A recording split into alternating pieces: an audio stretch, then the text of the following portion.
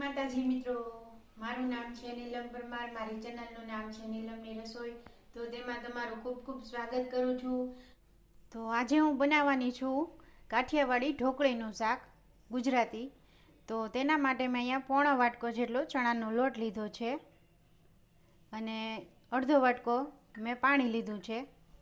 જેટલો આપણે લોટ લીધો હોય એનાથી થોડુંક ઓછું પાણી લેવાનું આપણે, એટલે આપણી ઢોકળી સરસ તૈયાર થશે.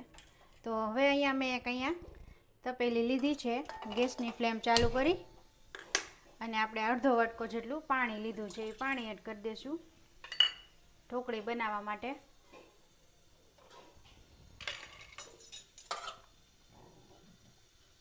અને એમાં અડધીથી ઓછી આપણે હળદર નાખશું અને થોડુંક આપણે ધાણા જીરું પાવડર, થોડુંક મરચું અને થોડુંક આપણે મીઠું નાખશું. અને હવે આ પાણીને આપણે ઉકળવા દેશું.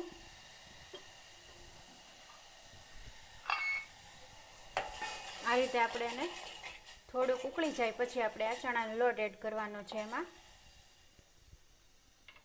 તો હવે આપણું પાણી ઉકળી ગયું છે. તો હવે આપણે આ લોટ જે લીધો છે ચણાનો એ આપણે એડ કરી દઈશું અને આપણે એને ચલાવી લેશું.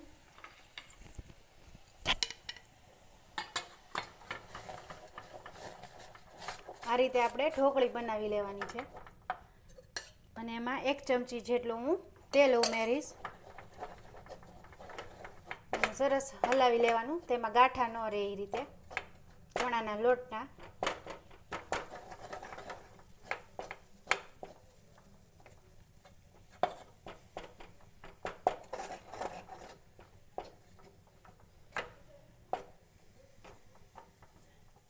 તો આપણી આ ઢોકળી તૈયાર થઈ ગઈ છે.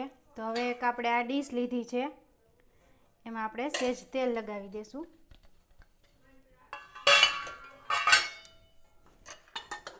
અને આપણે આ ઢોકળી છે એમાં કાઢી લેશું.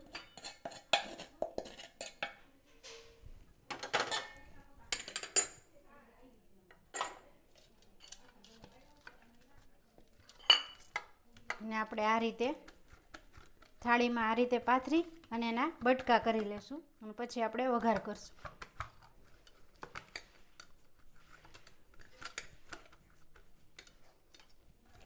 જે રીતે તમારે જાડી પતલી રાખવી હોય એ રીતે તમે કરી શકો છો.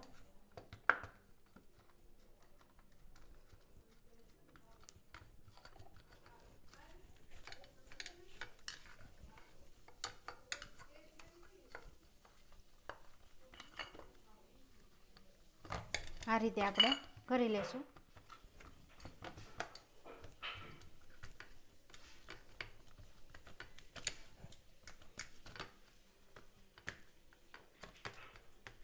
સરસ થઈ ગયું છે. હવે આપણે એના બટકા કરી લેશું. તો હવે આપણે આના કટકા કરી લેશું.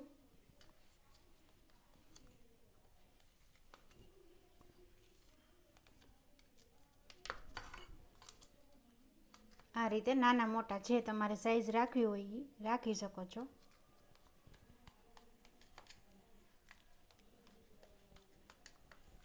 તો આપણે કટકા કરી લીધા છે. હવે આપણે શાક વઘારી લેશું.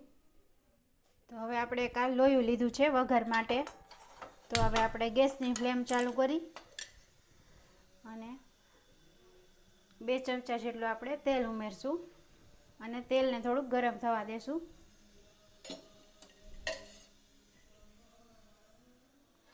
તો હવે આપણે આ વાટકો લીધો છે તેમાં બધો મસાલો તૈયાર કરી લેશું. તેલ ગરમ થાય છે ત્યાં.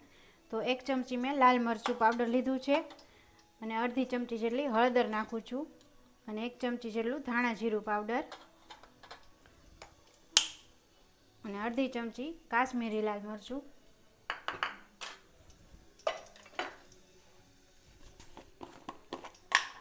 અને જરૂર પ્રમાણે આપણે મીઠું એડ કરશું. અને એમાં થોડુંક પાણી નાખી દઈશું, 2 થી 3 ચમચી જેટલું. તેને હલાવી લેશું, મિક્સ કરી લેશું સરસ.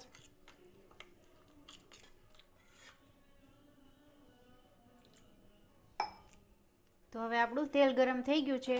તો તો એમાં આપણે થોડુંક જીરું એડ કરી દઈશું, થોડીક રાઈ એડ કરી દઈશું. રાઈ જીરું તતડી જાય એટલે આપણે લીમડો એડ કરી દઈશું થોડો.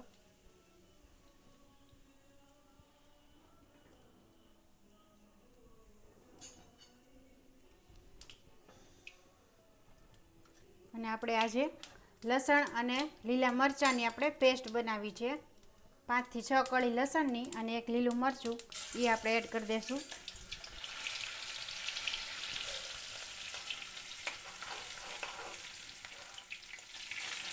લસણ થોડું થઈ ગયું છે ત્યાં આપણે મસાલો તૈયાર કર્યો છે એ મસાલો એડ કરી દઈશું.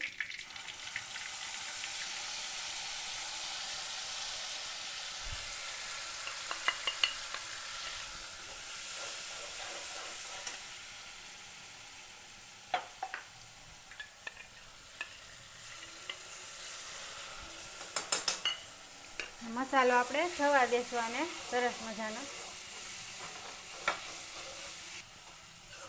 તો આપણો મસાલો સરસ રીતે તૈયાર થાય છે ત્યાં સુધીમાં આપણે આ ટમેટું એક કાપેલું છે એ પણ આપણે એડ કરી દઈશું અને એને પણ થોડી વાર સુધી આમાં ચડવા દઈશું. 1 થી 2 મિનિટ સુધી આપણે થવા દઈશું એને.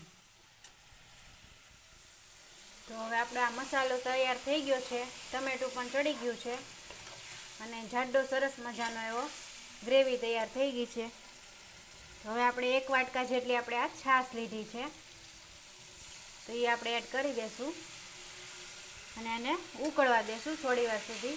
પછી આપણે આ જે ઢોકળી બનાવેલી છે એ આમાં એડ કરી દઈશું.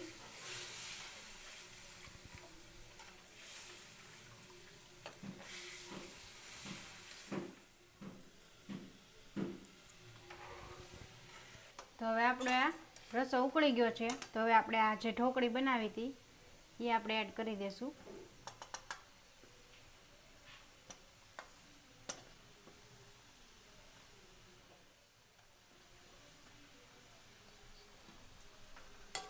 અને આને 1 મિનિટ સુધી આપણે આને થવા દઈશું એટલે આપણો મસાલો છે જે બધો એ આપણે ઢોકળીમાં સરસ રીતે બેસી જાય.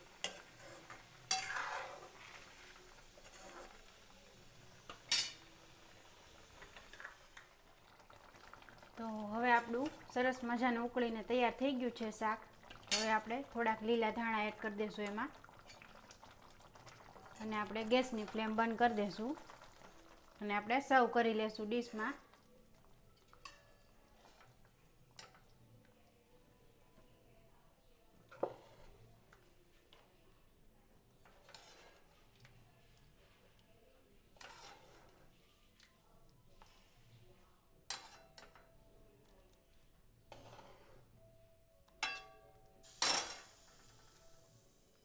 તો તૈયાર છે આપણું આ ઢોકળીનું શાક.